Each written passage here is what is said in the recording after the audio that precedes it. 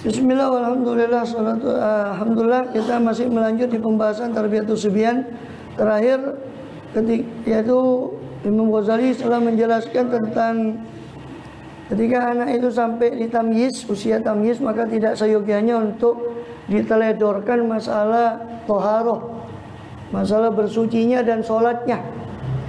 Dan bahkan kalau dia sudah mampu puasa, yakni tidak ada kelainan dari fisiknya, dia bahkan disuruh untuk belajar puasa di sebagian hari Ramadan. Intinya kalau sudah balik itu meskipun belum mukallaf, tetap disuruh untuk belajar menjalani hukum seperti sebagaimana seorang mukallaf. Kalau tidak dibiasakan semua sholat puasa dari usia 7 tahun tamyiz, sehingga sudah balik, penekanan lagi di usia 10 tahun. Setelah 7 tahun penekanannya lagi di usia 10 tahun. Maka itu diperintahkan oleh Rasulullah untuk memukul, bukan untuk menyakiti, tapi memukul untuk mendidik. Di 10 tahun ditegasi lagi, sehingga ada fase tamyiz, ada fase lagi di usia 10 tahun menjelang balik, itu murahik, menjelang balik atau murahik. Fa idza waqa'a nusyu'u kadzalik fi sibah, apabila terjadi apa nusyu'u, tumbuh kembangnya sobi tadi, kadzalika oh yang mengkono-mengkono mazkurikum mau, jadi dia sudah apa? Sudah biasa untuk tidak ditolerir masalah sholat, sudah betul-betul disetengkan masalah sholat dan sebagainya. Usia tamyiz, usia tamyiz. Kalau sudah begitu, kadzalik fisiba, di dalam masa kanak-kanaknya fisiba. Sobi itu anaknya, siba itu masa kanak-kanak. Sobiyun itu anaknya, siba itu usia kanak-kanak. Famahma qarabal bulugha, maka kalau sudah kadung biasa begitu dari usia tamyiz, qarabal bulugha, ketika mendekati balik yaitu murahik dan sebagainya, amkana ayarifa asrara hadhil umur, maka memungkinkan bagi dia untuk mengenali rahasia dari perkara-perkara tadi, perkara-perkara yang diajarkan ketika kecil. Jadi di awal pertumbuhan dia mulai makan, kan di awal kan sudah dijelaskan sama Imam Ghazali, kalau sudah dia mulai makan, diajari adab makan, tangan kanan bismillah, jangan terlalu banyak makan. Diburukkan anak yang suka banyak makan itu kayak bahimah, kayak hewan ternak, makan saja. Ya. Jadi diburukkan. Nah, tapi belum tahu kan rahasianya. Dia cuma sekedar norok bunte anak itu. Katanya bahasa Inggrisnya kan norok bunte. Dia sekedar ikut kepada orang tuanya, dia tidak tahu untuk apa ini, untuk apa menjadikan makan atau tidak tahu banyak makan, apa rahasianya. Nah, ketika sudah qarabal bulugh, ketika sudah mendekati balik, mungkin untuk kita ya arif asrar hadil umur. Sudah mungkin perkembangannya itu, ya otak pikirannya sudah mungkin untuk mengetahui rahasia-rahasia dari perkara yang dia sudah kita suruh di kecilnya itu. Contoh, fayuzkaru lahu itu. Maka disebut kepada anak apa annal atimata, apa sesungguhnya makanan-makanan itu adwiyatun. Makanan itu ibarat obat, makanan halal itu. Obat tidak boleh overdosis. Makan seperlunya. Wa inamal maqsudu min ayyaqwa al-insan bi ala ibadah. Hanya saja tujuan dari atimah makanan itu ayyaqwa. Itu hendaknya kuat siapa manusia biar dengan atimah, dengan makanan tadi ala ibadatillahi ta'ala, atas beribadah kepada Allah Ta'ala.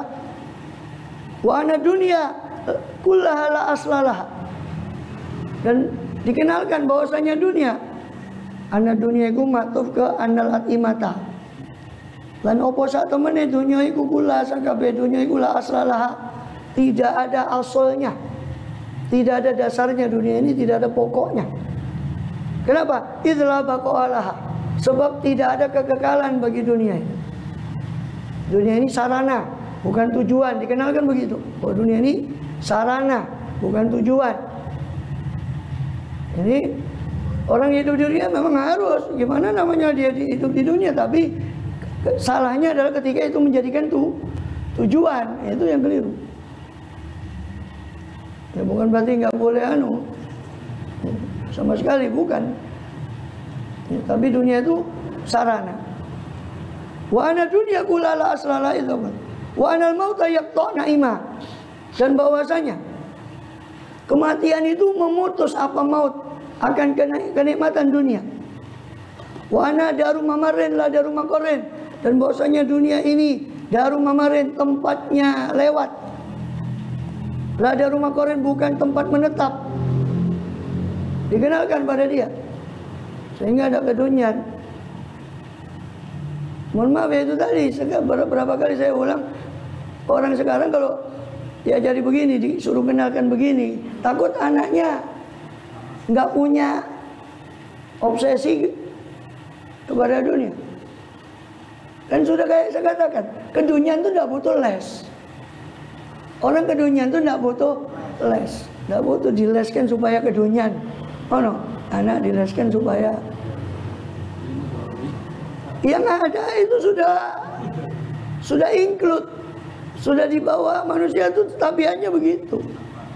Makanya ada sampai kata sebagian filosofi, makanya anak dilahirkan dalam keadaan genggam. Itu sifat manusia. Sifat manusia. Tidak usah dilesi supaya ke dunia. Jadi malah di sini disuruh, malah dianjurkan supaya menyadarkan bahwa dunia ini sarana bukan tujuan. Kemudian wa anal daru makoran wa anal mauta muntadharun, dan bahwasanya ya akhirat itu daru makoran, tempat menetap, lah daru mamarin, bukan tempat lewat.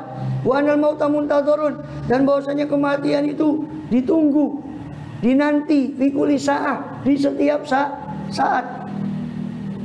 Wa anal kayyisa, dan bahwasanya orang yang cerdas, al-aqilah, yang berakal, itu man tazawwada, itu adalah orang yang berbekal, siapa man minad dunia, dari dunia, lil akhirati, untuk akhiratnya. Itu orang yang berakal, bukan orang yang menumpuk-numpuk dunia, bukan itu yang berakal. Orang yang berakal itu mengambil dunia untuk bekal akhiratnya. Hatta ta'zuma indallah darajat, sehingga apa? Sehingga menjadi agung di sisi Allah darajatuh, derajatnya man tadi, derajatnya si man tazawwada tadi. Wa tatasi'a bil jinani ni'matuh, dan menjadi luas di surga nikmatnya kekal. Itu disadarkan kepada anak itu seperti itu. Ya, makan untuk hidup, bukan hidup untuk makan. Fa idza kana nusu'u sholihan, maka apabila tumbuh kembangnya itu soleh, baik, karena hadzal kalam indal bulughi waqi'an, maka ada ini perkataan ketika dia balik, waqi'an, jatuh pada hatinya, mu'athiron, membekas, najian, ampuh, manjur, kalau obat itu manjur, ampuh. Yathbutu fi qalbihi, netep perkataan seperti itu pada hatinya, kama yathbutun naqshu bil hajar, seperti menetapnya ukiran pada batu. Dengan syarat apa? Dengan syarat nusuknya solihan, dengan syarat dari 0 hari tumbuh kembangnya bagus terus. Nah, menjelang balik dia baru dipahamkan tentang apa yang dulunya disuruh sama ibu bapaknya dulu, kenapa disuruh begini, kenapa disuruh begini. Anak kecil kan ya belum bisa paham. Baru menjelang balik dipahamkan yang dulu diajarkan tuh, yang dulu diajarkan. Jadi dari 0 hari, bukan baru masuk pondok dididiknya, bukan baru masuk sekolah, bukan baru masuk PAUD, ya, PAUD sama Bu Ud, bapaknya Mas Ud, PAUD. Jadi bukan ketika PAUD itu dididik dari kecil, bahkan dari menyusui, dibacakan ayat kalimat thayyibah ketika menyusui ibunya sambil baca ayat kursi, baca kulhu, baca al-falaq, baca. Ya anak kan merekam, memang belum bisa bicara, belum bisa mereaksi, dia cuma pasif menerima ketika 0 hari. Tapi jangan kira itu tidak ada pengaruh. Ya kan, ibarat kaset itu masih kuat sekali rekamannya. Nah, jadi syaratnya begitu. Idza kana nusuk solihan. Kalau tumbuh kembangnya dari awal itu sudah soleh, maka ketika dinasehati menjelang baliknya dengan omongan-omongan seperti tadi akan mancap kalau dengan syarat tumbuhnya baik. Jadi kalau dari awal sudah baru dituturi mau balik, ya orang mempan. Tidak bisa. Biso ala biaso katanya orang Palembang, orang apa? Sumatera. Biso ala biaso. Bisa karena biasa.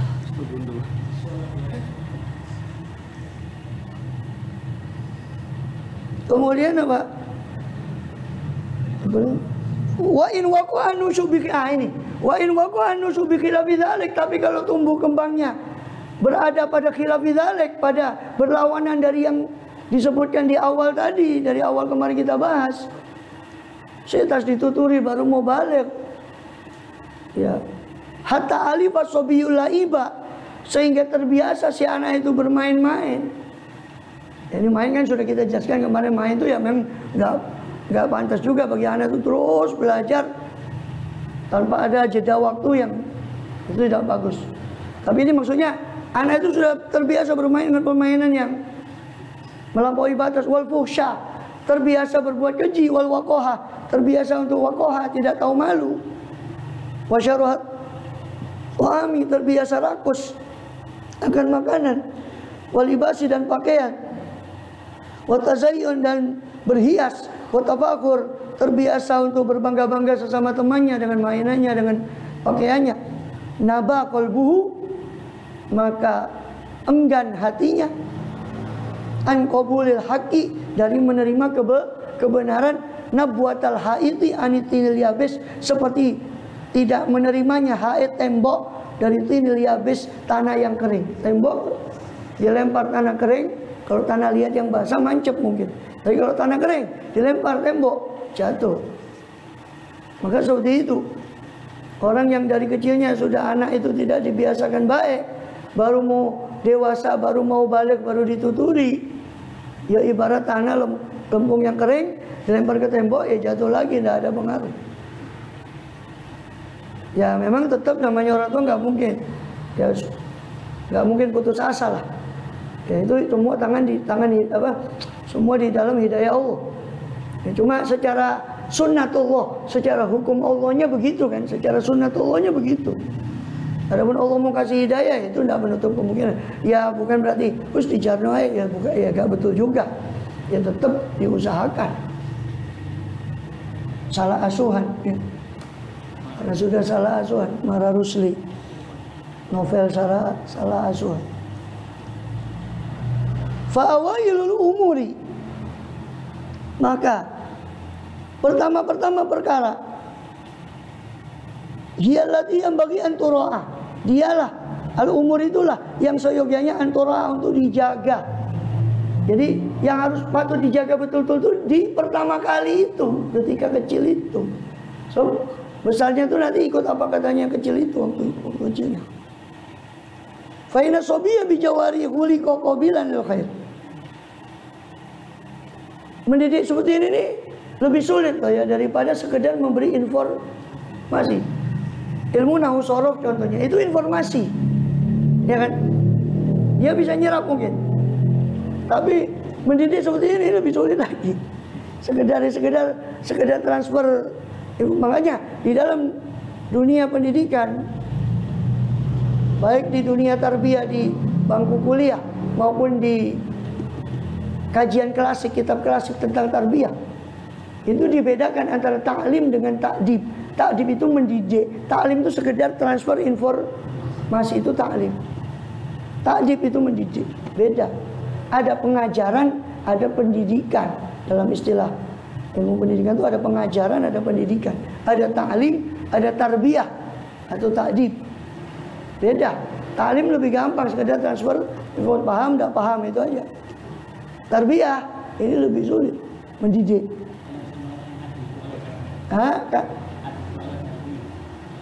Ya itu termasuk adibu auladakum, bukan alimu, bukan ajarkan, tapi adibu, didiklah. Didik ini kan mempengaruhi perilaku.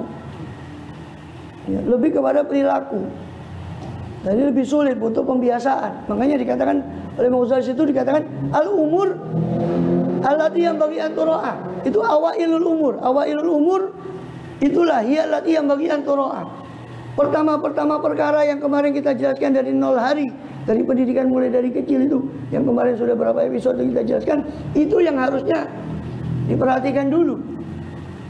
Karena itu asas. Fa inna sobiya bi jauharihi, sebab anak dengan jauharnya, unsurnya, unsur aslinya anak. Khuliqa qabilan lil khair, tercipta siapa sobi anak itu qabilan, hale dalam keadaan menerima al khair wasyarr, kebaikan dan keburukan jami'an secara keseluruhan. Manusia dicipta bisa berpotensi untuk menerima kebaikan dan keburukan secara keseluruhan. Wa alhamaha fujuraha wa taqwaha wa hadainahu najdain. Kami tunjukkan 2 jalan dan kami ilhamkan fujuraha wa taqwaha, fasiknya dan takwanya sama-sama punya potensi.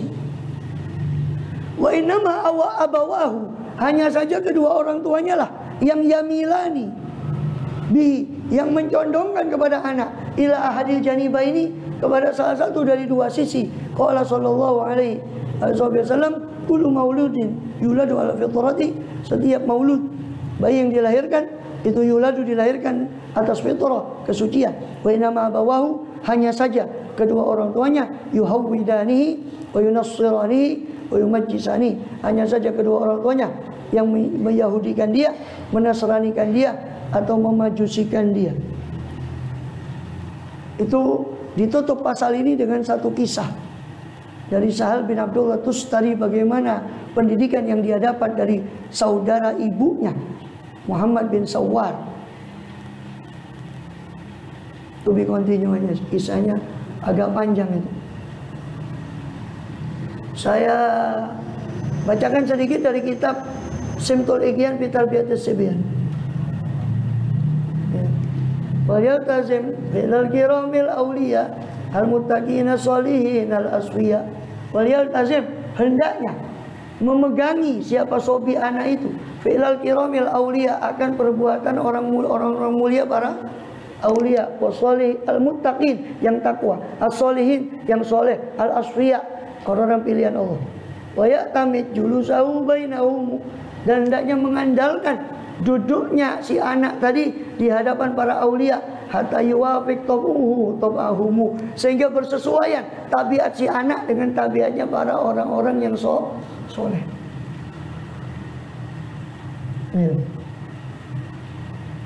Walian khoris biqalbihi ma yastami, sehingga apa? Ketika sudah kumpul dengan orang soleh sejak kecil, maka yan khoris biqalbihi, tertanam di hatinya ma yastami, apa yang dia simak dari orang-orang soleh tadi. Wayan tobe fi qalbihi ma yan tobe, dan tercetak, terrefleksikanlah pada hatinya si anak apa yang terrefleksikan, apa yang terpantulkan dari perilaku orang-orang yang soleh tadi. Mudah-mudahan majalana fauladan wa manuhib minal kiramil awliya muttaqina sholihin al-asfiya, amin ya rabbal barakatihim, amin. Ya. Kenapa? Karena almarhum man ahabba. Kenapa juga adibu orang misalnya terkesan hubbi nabiyikum, adibu auladakum, didiklah anak kalian atas 3 perkara. Kalimatnya adibu, bukan alimu. Karena kalau alimu itu cuma transfer informasi. Adibu auladakum, didiklah anak kalian dengan 3 perkara. Hubbi nabiyikum, cinta. Cinta ini dalam teori pendidikan Bloom itu, atau sebenarnya bukan Bloom itu, cuma Bloom itu yang mengisytiharkan orang. Dan berkali-kali saya bilang, termasuk di IAIN, di macam-macam pendidikan Islam, itu terpukau dengan barat. Padahal yang sudah dibahas itu sudah ada dulu. Cuma karena kita yang terlalu miskin dari hazanah turas, hazanah klasik Islam sehingga menyangka itu dari barat. Bloom itu membagi 3 bidang atau 3 sasaran pendidikan: kognitif, afektif, dan psikomotorik. Ya, kognitif, afektif, psikomotorik. Ya, yang disentuh dulu menurut hadis Rasul tadi, ajibu awladakum, itu harusnya afektif, perasaan. Kognitif itu, ya. Jadi contoh begini, anak diajarkan, saya ingin menyederhanakan tiga istilah itu: kognitif, afektif, psikomotorik. Contoh TK, anak TK diajarkan TK Islam, alhamdulillah, syukur kita masukkan anak kita di TK Islam, alhamdulillah. Tapi itu belum cukup. Dia diajarkan di sekolah doa kan, doa macam-macam, doa makan. Ketika anak proses menghafal doa itu masih proses kognitif. Hafal doa tersebut, itu kognitif. Ketika anak belum menjiwai untuk mengamalkan doa itu afektifnya belum tersentuh. Apalagi sampai ke psikomotorik. Afektif itu cintanya dia, gandrungnya dia dengan doa tadi, ada dorongan afeksi, ada dorongan perasaan, afeksi. Sehingga mengelahirkan psikomotorik, itu gerakan. Yang dia kalau makan, oh iya, saya baca doa. Psikomotorik. 3 itu harus. Kalau tidak, maka maklumat, knowledge yang didapat oleh anak itu sebatas kognitif, tidak afektif, apalagi psikomotorik. Yang diajarkan oleh Rasulullah Sallallahu Alaihi Wasallam, ya, itu yang disentuh. La ilaha illallah.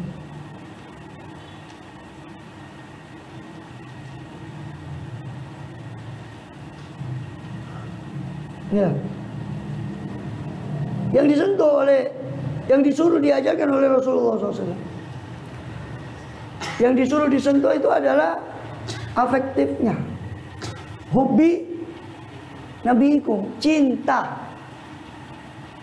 kepada nabimu SAW. Cinta itu kan bukan kognitif, cinta itu lebih kepada afektif. Sehingga nanti dasar cinta inilah kemudian yang akan menimbulkan dia segala apa kognitifnya tentang Rasul, dia akan lakukan dalam bentuk psikomotorik karena ada dorongan afeksi tadi. Cinta. Orang kalau soal cinta, makanya kenapa Rasulullah SAW menyatakan adibu auladakum bisalati khisal hubbi nabikum wa hubbi ahli baiti wa tilawatil Quran. Cinta kepada Nabi kalian, cinta pada keluarga Nabi kalian, cinta kepada tilawatil atau cinta. Karena alhamdulillah TPQ bagus. Tapi karena belum ada afeksi kepada Quran, belum ada perasaan kepada Quran, sehingga lulus TPQ, apa menjamin anak itu selalu rajin tilawatul Quran walaupun sudah rankingnya di TPQ umpama nilainya 10?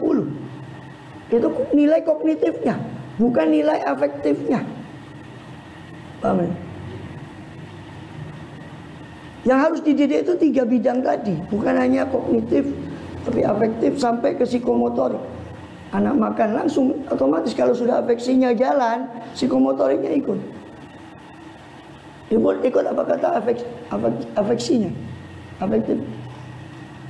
Makanya ditanamkan hubbi nabikum, hubbi ahli baiti. Hub itu afeksi. Yang dimatangkan itu afeksi, bukan hanya kognitif murni.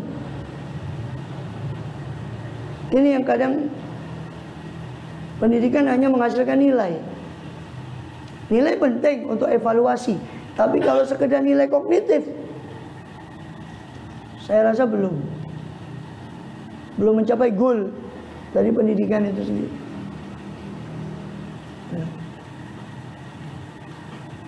Ya kan? Gambarannya begini aja, gampangannya.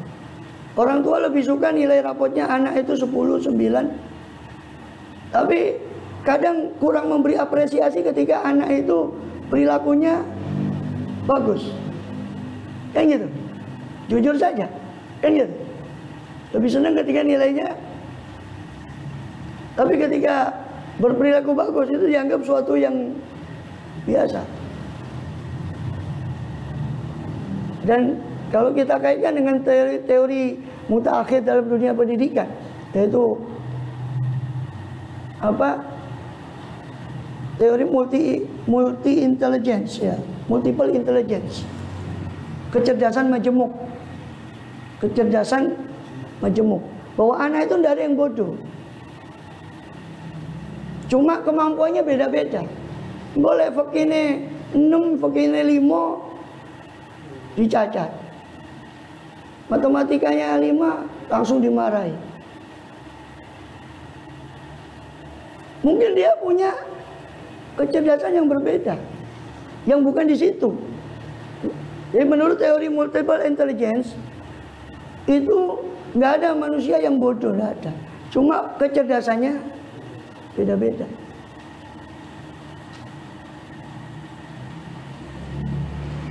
Kemudian apa lagi?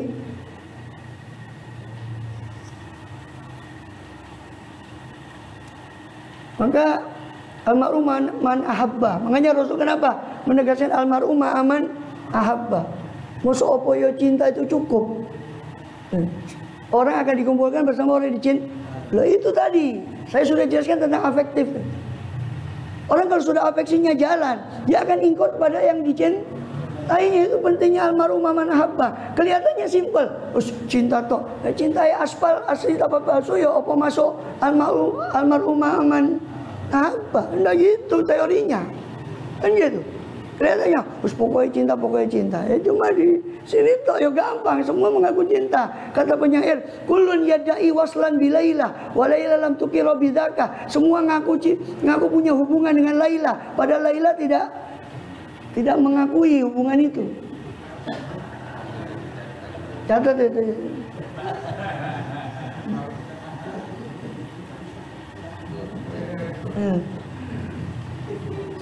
Kemudian ya, bahkan dikatakan di sini di dalam syarahnya humul qaum la yasqobim jalisum. Hadis yang lain apa? Hadis yang lain ya, dikatakan humul qaum la yasqobim, mereka lah kaum yang tidak akan celaka orang yang duduk bersama mereka. Wabi manfaatna barakatihim. Yang harus dihormati wa in bi tariqatihim mu'afat min al-fitnah. Wa kaifa la yas'ad.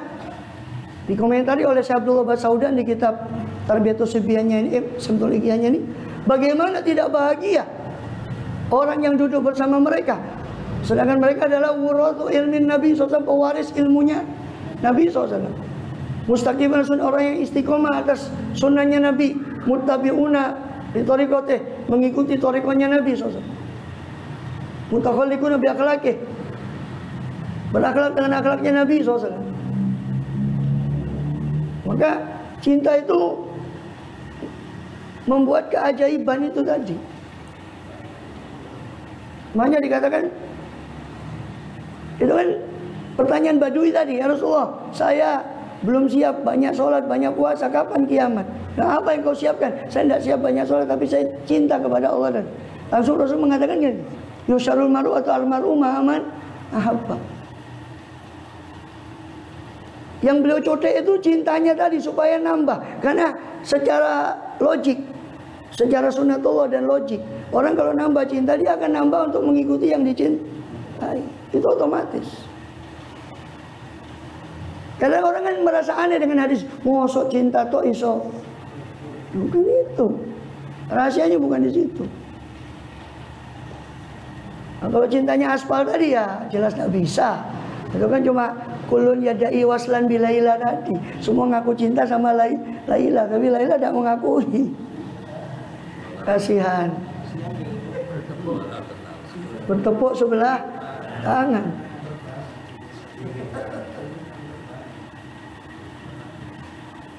Wallahu a'lam. Ya situlah.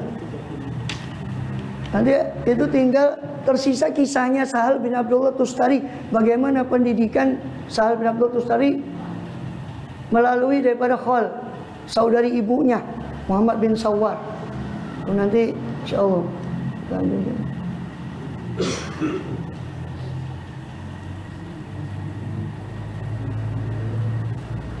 Apa namanya? Abdul Qarib.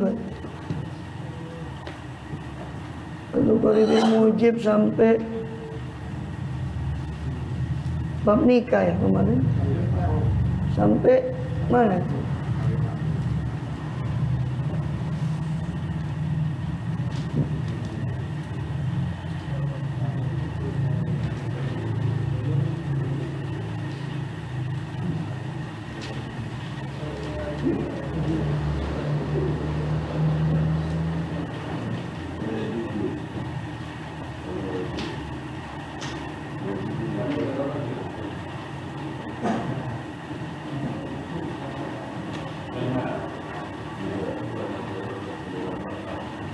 Oh, masalah pandang memandang.